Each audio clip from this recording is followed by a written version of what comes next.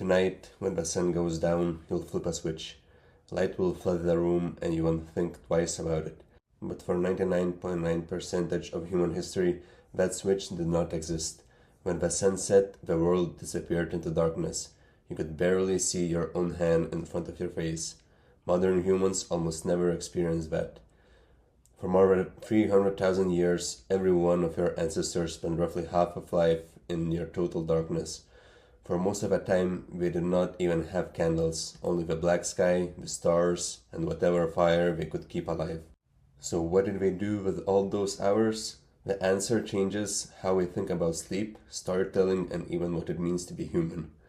Start with fire, because fire made all of this possible. The earliest strong evidence of humans controlling fire comes from Wonderwerk cave in South Africa, around 1 million years ago. But fire did more than keep people warm, it completely reorganized the human day. Before fire, our ancestors were like every other primate. When the sun went down, you climbed a tree or found shelter and stayed still.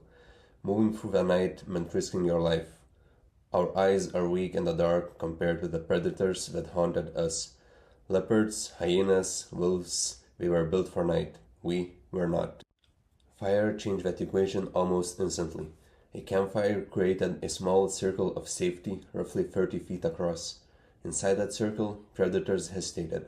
Outside it, you were exposed. That is not drama. Anthropologists studying modern hunter-gatherer groups have found that people who stray from the fire at night face a much greater risk of being killed by predators, even today. But the most fascinating thing about fire is that it did not just protect humans at night. It gave them something we had never had before: extra time. Before fire, the useful day ended at sunset. In summer, maybe that meant 12 hours. In winter, sometimes only 8. Fire added 2 to 4 usable hours to every day, and over thousands of generations, those hours changed us. In 2014, anthropologist Wiessner published a study in the Proceedings of the National Academy of Sciences. She spent years recording conversations among the Jew hoansi of the Kalahari, one of the few groups still living in ways that resemble humanity's original lifestyle. What she found was striking. During the day, about 80% of conversations were practical. Who was hunting where, which plants were ready, complaints, logistics, trade, daily business. Daytime talk was about survival. But at night, around the fire, the mood changed completely. About 81% of conversations became stories. Tales of distant people, adventures, myths about the origins of the world, and jokes that made the whole camp laugh. Wiessner argued that conversation by firelight may be where human culture was born. The campfire was the first theater, the first classroom, the first church. It was where humans learned to think beyond the immediate present and imagine things that did not yet exist. In many ways, it was where we became us. But night was not only about stories around the fire. Something else was happening too, something science only began to discover in the last few decades. You are not designed to sleep the way you sleep now. In 2001, historian Roger Ekirch published research that changed sleep science.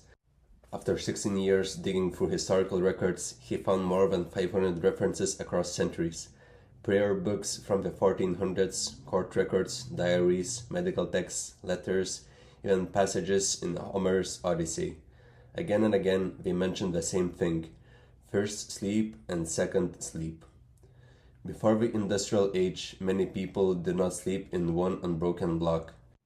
They went to bed not long after sunset, slept for about 4 hours, woke for 1 or 2 hours in the middle of the night, and then slept again until dawn. This was not considered insomnia. It was normal. And what did people do during that wakeful period? Almost anything. A 16th century French physician recommended that couples conceive children during that window because, in his view, they would do it better. People visited neighbors, they prayed, they reflected on dreams while they were still vivid.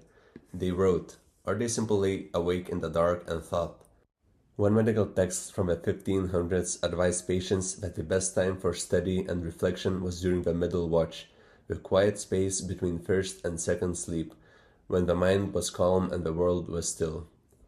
Historians had seen these references for centuries, but many misread them because they could not imagine that people once slept differently from us.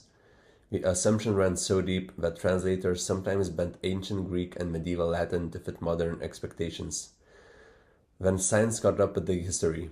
In 1992, psychiatrist Thomas Wehr at the National Institute of Mental Health ran an experiment.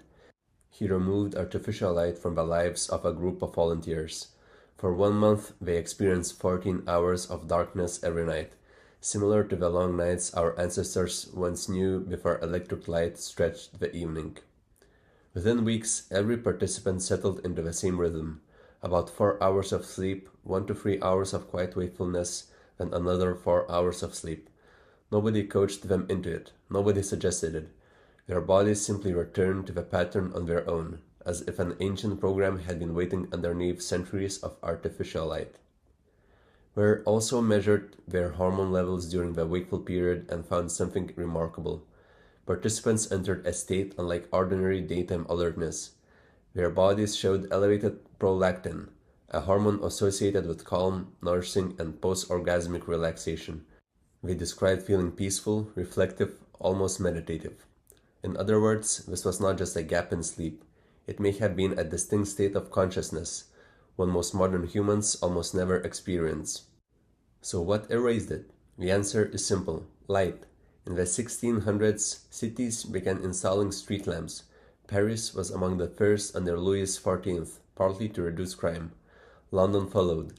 The night, once feared and avoided, slowly became navigable.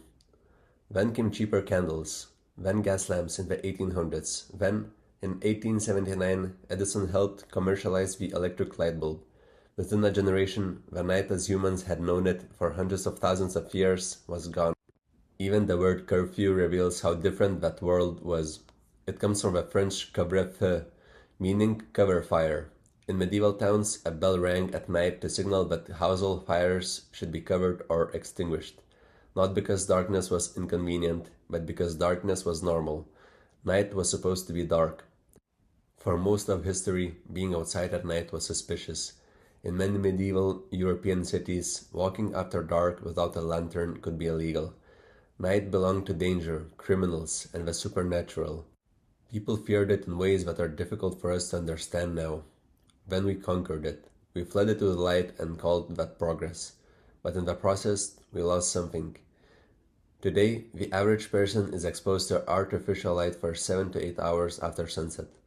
That light, especially the blue light from screens, suppresses melatonin, the hormone that regulates sleep. Your brain does not fully distinguish between a light bulb at 11 p.m. and daylight. Light hits the retina and your body reads it as a day. Melatonin release gets delayed. Sleep becomes fragmented. Circadian rhythms shaped over millions of years are pushed out of sync. Researchers have found that people who spend just 1 week camping without artificial light can reset their melatonin cycle by nearly 2 hours. Their bodies begin preparing for sleep closer to sunset again. That is how quickly ancient biology reasserts itself. We do not just change when we sleep. We may have erased an entire phase of human experience. That quiet, reflective state between first and second sleep, the one where subjects described as peaceful and meditative, has largely disappeared from modern life. Instead, we wake up at 2 a.m., panic, and call it a disorder. But what if it's not always a malfunction? What if, at least sometimes, your body is remembering what it was built to do? For hundreds of thousands of years, your ancestors lived through nights that modern science is only beginning to understand. They gathered around the fires and told stories that helped build culture. They slept in 2 phases, with a space for silence and reflection in between. They lived under a sky so dark that Milky Way was not a destination, it was simply the sky. And in those quiet hours between first sleep and second sleep, they lay awake in darkness and thought about their lives, their dreams, and the world waiting for them in the morning. We traded all of that for a light switch, and most of us never realized what disappeared.